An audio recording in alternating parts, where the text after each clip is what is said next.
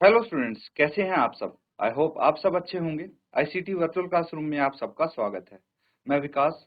बच्चों, आज इस लेक्चर में हम मैथ्स पढ़ेंगे क्योंकि आपका ये अरेंजमेंट लेक्चर है। तो हम रिवीजन कर रहे थे, उसी को कंटिन्यू करेंगे। ठीक है, तो रिवीजन क्या है बच्चों, हम नंबर सिस्टम चैप्टर से कुछ क्वेश्चंस ले रहे हैं कक्षा 6 का। ठीक है, कक्षा 6 का ये रिवीजन चल रहा है और यहाँ पे नंबर सिस्टम से जितने भी आपके क्वेश्चंस हैं, सारे कॉन्सेप्ट हम रिवाइज कर रहे हैं वन बाय वन। अब ये क्वेश्चन है, number for which the sum of all its factor is equal to twice the number is called a dash number. तो ऐसे नंबर को हम परफेक्ट नंबर बोलते हैं। क्या बोलते हैं? Perfect number. ठीक है, तो ये लिख लेंगे परफेक्ट नंबर। अब बात आती है अगले क्वेश्चन की, the numbers having more than two factors are called dash number.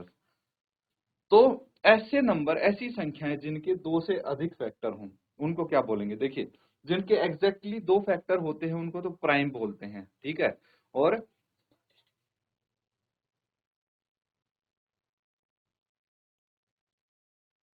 तो बच्चों यहाँ पे हम बात कर रहे हैं ऐसे नंबर्स की जिनके दो से अधिक फैक्टर हों।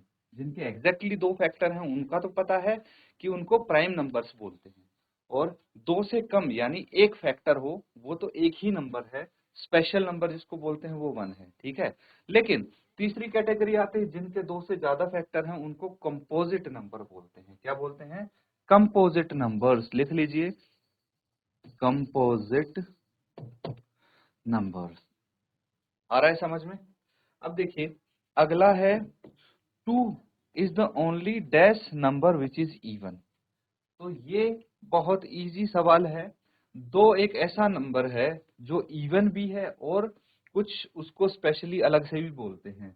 जैसे अगर मैं बात करूं, थोड़ा हाँ हिंट मैं आपको दूं, तो जो नंबर इवन होते हैं वो प्राइम नहीं होते एक्सेप्ट फॉर वन नंबर। ये ऐसा स्पेशल केस है जो इवन नंबर होने के बावजूद भी प्राइम नंबर है, वो है टू।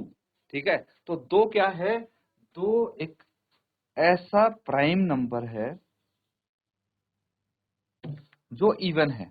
ठीक है, बाकी कोई भी इवन नंबर उठा लो आप, वो प्राइम नहीं हो सकता। समझ में आ रहा है? तो इनको आप नोट करेंगे।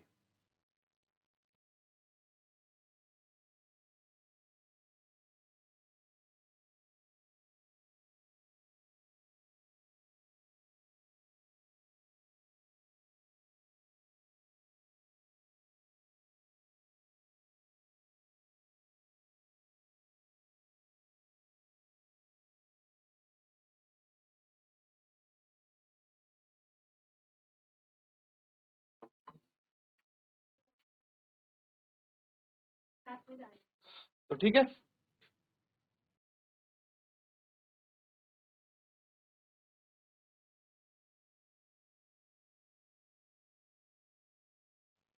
बच्चों अब है अगला सवाल, two numbers having only one as a common factor are called. ऐसे दो नंबर या फिर पेयर ऑफ नंबर जिनके जिनका कॉमन फैक्टर सिर्फ वन हो, उनको क्या बोलेंगे? याद करो, देखिए ये आपने डेफिनेशंस या फिर ये चीजें आपने जरूर पढ़ी हैं जब हम चैप्टर कर रहे थे। तो ऐसे नंबर्स को क्या बोलते हैं? को प्राइम नंबर। याद आ रहा है कुछ? को प्राइम नंबर्स। को प्राइम नंबर्स क्या होते हैं? ऐसे नंबर्स होते हैं जिनका, तो यहाँ पे हमें पता चल गया है अब को प्राइम नंबर्स क्या होते हैं। ठीक है, पता था, रिवाइज कर लिया हमने। को प्राइम नंबर होते हैं जिनका कॉमन फैक्टर, ऐसे दो नंबर जिनका कॉमन फैक्टर वन हो। एग्जाम्पल ऐसे कौन से नंबर हो सकते हैं? 9 और 10। ठीक है, 9 और 10 में ऐसा कौन सा कॉमन फैक्टर है? वन है, उसके अलावा कोई भी कॉमन नहीं है। ठीक है, ऐसे बहुत सारे नंबर्स आपको मिल सकते हैं। जैसे प्राइम नंबर्स की बात करेंगे, ठीक है, कोई भी दो प्राइम नंबर उठा लीजिए, ये क्या है? कॉमन फैक्टर इनका वन ही होगा, है ना, क्योंकि इनका दूसरा फैक्टर तो ये खुद होते हैं जो कॉमन हो नहीं सकता। इसीलिए ये आप नोट कर लेंगे, ये वाला क्वेश्चन।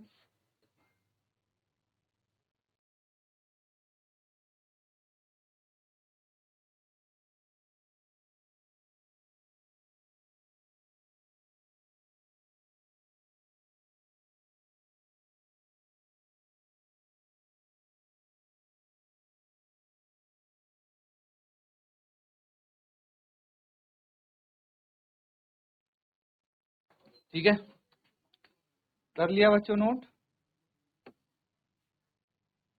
अब यहाँ पे देखिए, ये क्वेश्चन पूछा गया है the number of primes between 1 to 100 is. तो 1 से 100 के बीच में कितने प्राइम्स हैं। अब यहाँ पे अगर आप निकालने बैठोगे तो काफी समय लगेगा आपका, ठीक है। तो इसीलिए 1 से 100 के बीच में अगर हम प्राइम नंबर्स देखेंगे, तो हमने निकाले थे जब चैप्टर कर रहे थे, तो सारे जितने भी प्राइम नंबर्स यहाँ पे लिखे हुए सब हमने लिख के देखे थे। तो वैसे भी कर सकते हैं, अदरवाइज हमने एक छोटी सी चीज ये याद करनी है कि 1 से 100 के बीच में एग्जैक्टली 25 प्राइम नंबर्स होते हैं, ठीक है। अगर ये याद कर लिया तो आपको बार बार ये निकालने की जरूरत नहीं पड़ेगी, ठीक है। कुछ केसेस में भाई आपको ऐसे डायरेक्ट क्वेश्चन पूछ लिए जाते हैं कि 43 एक प्राइम नंबर है या नहीं, उस केस में तो भाई आपको पता होना चाहिए और कोई इसका ऑप्शन नहीं है, ठीक है। अगर हम अगले सवाल की बात करें, if a number has dash in its ones place then it is divisible by 10। तो डिविजिबिलिटी टेस्ट का क्वेश्चन है ये, याद कीजिए डिविजिबिलिटी टेस्ट जब हमने किया था अलग अलग नंबर से किया था, तो यहाँ पे 10 की बात हो रही है। तो 10 से कब कोई नंबर डिविजिबल होता है, तो हमने डिविजिबिलिटी टेस्ट में ये सीखा था कि यदि किसी नंबर की इकाई के स्थान पे 0 हो तो वो नंबर 10 से डिविजिबल है, ठीक है।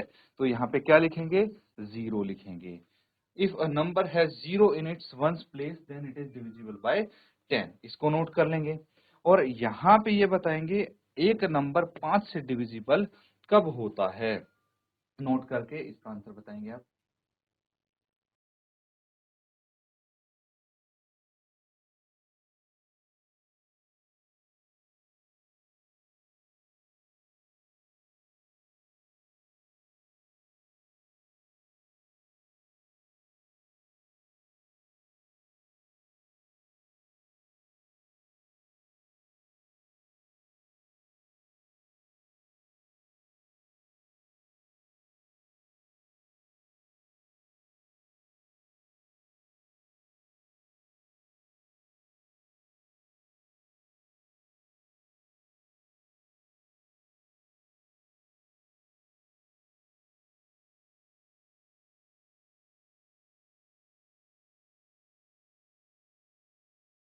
ठीक है बच्चों, अब देखिए यहाँ पे आपको बोला गया है number is divisible bye 5 it if it has dash और डैश। तो भाई क्या कंडीशन है, कोई नंबर 5 से कब डिविजिबल होता है, कोई नंबर 5 से तब डिविजिबल होता है अगर उसके वंस प्लेस यानी इकाई के स्थान पे या तो 0 हो या फिर 5 हो, दोनों ही केस में वो नंबर 5 से डिविजिबल हो जाएगा। फॉर एग्जाम्पल, अगर कोई नंबर है आपका 10, 15, 20, 25, 30 एंड सो ऑन, ये सब 5 से डिविजिबल हैं, तो इनके इकाई के स्थान पे या तो 5 आ रहा है या 0 आ रहे हैं।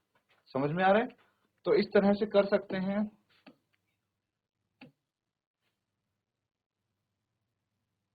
अगला क्वेश्चन देखिए, अ number is divisible by dash if it has any of the digits 0, 2, 4, 6 और 8 इन इट्स वन प्लेस। बहुत इजी है। तो डिविजिबिलिटी बाय जब हम 2 कर रहे थे डिविजिबिलिटी टेस्ट में, जब 2 से डिविजिबिलिटी चेक करते हैं, तब हम नंबर के राइट साइड में यानी वंस प्लेस में इकाई के स्थान पे डिजिट्स चेक करते हैं। इनमें से अगर कोई भी डिजिट मिल जाती है तो सीधे सीधे पता लग जाता है हमें कि वो नंबर 2 से डिविजिबल है। अगर इनके अलावा और कोई डिजिट हो तो भाई वो नंबर 2 से डिविजिबल नहीं है, ठीक है। समझ में आ रहा है। If the sum of digit in a number is a dash of 3 then the number is divisible by 3। तो 3 से डिविजिबिलिटी टेस्ट याद कीजिए, आपको अपने आप पता लग जाएगा आंसर का। डिविजिबिलिटी टेस्ट बाय 3 क्या कहता है कि कोई भी नंबर हो उसकी डिजिट्स का सम, उनकी डिजिट्स का सम अगर 3 का मल्टीपल है तो वो नंबर भी 3 से डिविजिबल होगा। तो यहाँ पे क्या आ जाएगा आंसर में, मल्टीपल, मल्टीपल लिख देंगे। समझ में आ रहा है। अब देखिए 148, if the difference between the sum of digits at odd places from the right, ठीक है, किसी एक तरफ से लेंगे, अगर राइट से ऑड प्लेसेस, समझ रहे हो। फॉर एग्जांपल, अगर कोई नंबर है 3 4 5 6 9 8। ठीक है, तो ऑड प्लेसेस का मतलब क्या हुआ, ये है पहला प्लेस, ये है दूसरा स्थान, ये तीसरा, ये चौथा, ये पांचवा, ये छठा। तो ये 1 3 और 5 ये हो गए ऑड प्लेस। क्या हो गए, ऑड प्लेस। ठीक है, बाकी जो बचे वो इवन प्लेस हो गए। समझ में आ रहा है। तो ऑड प्लेस वाली कौन सी डिजिट है, यहाँ पे 3 है और 5 है और 9 है।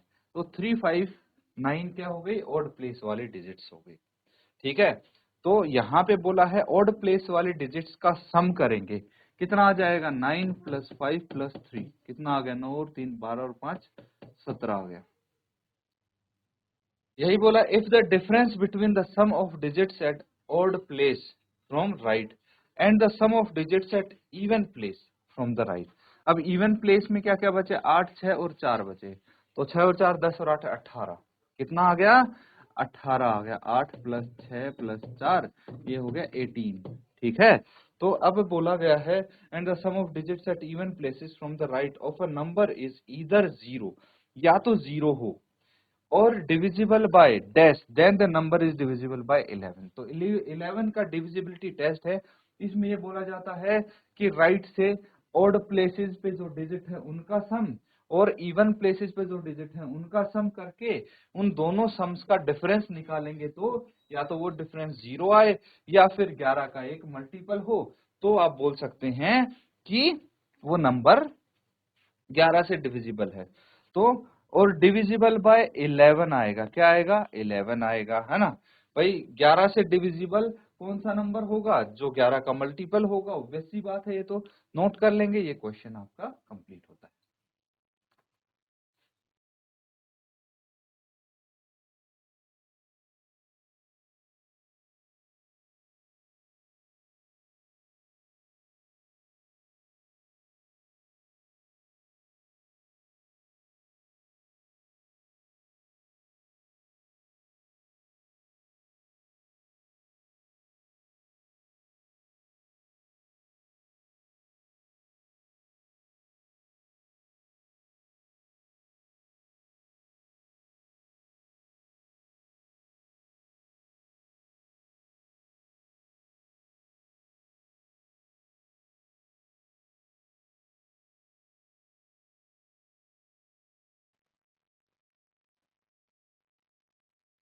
ठीक है, कर लिया बच्चों नोट।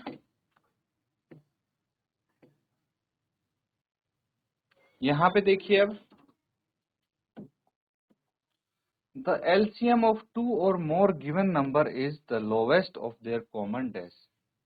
तो एलसीएम, दो या दो से अधिक नंबर्स का, is the lowest of their common क्या होगा, ये आपको बताना है।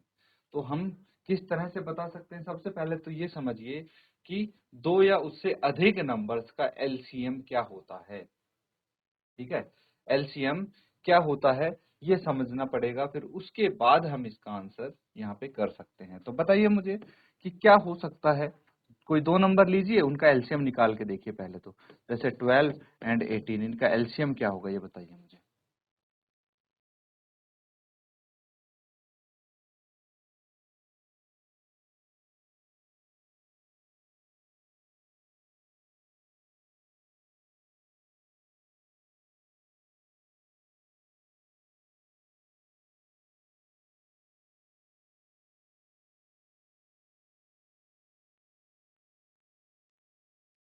तो क्या आया बच्चों इनका एलसीएम, 12 और 18 का।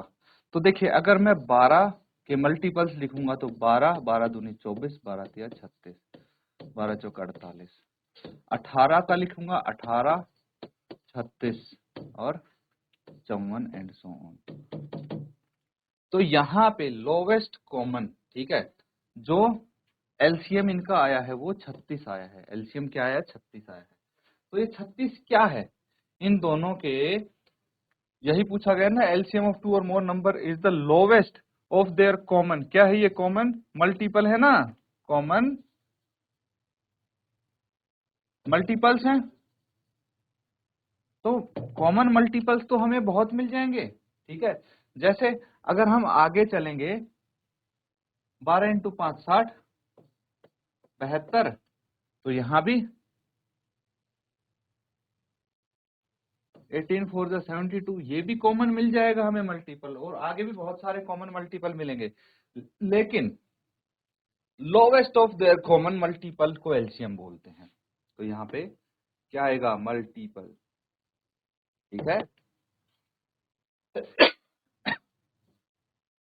तो इसको आंसर को लिखेंगे आप यहाँ पे बच्चों, ये इस पे ध्यान बिल्कुल नहीं देना है आपको, जो ये दिया हुआ है ये कई बार गलत हो सकता है, इसीलिए जो हम यहाँ पे करेंगे, आंसर हम यहाँ पे लिखेंगे, उसी को आप करेक्ट कंसीडर करेंगे। समझ में आ रहा है। अब इसी तरह से द HCF ऑफ 2 और more given numbers is the highest of their common, जो उनके कॉमन होंगे उनका हाईएस्ट क्या होगा। ऑब्वियसली नाम से भी पता लग रहा है हमें हाईएस्ट कॉमन फैक्टर, तो ऑब्वियसली ये फैक्टर्स होंगे, ठीक है। इसको आप नोट कर लीजिए।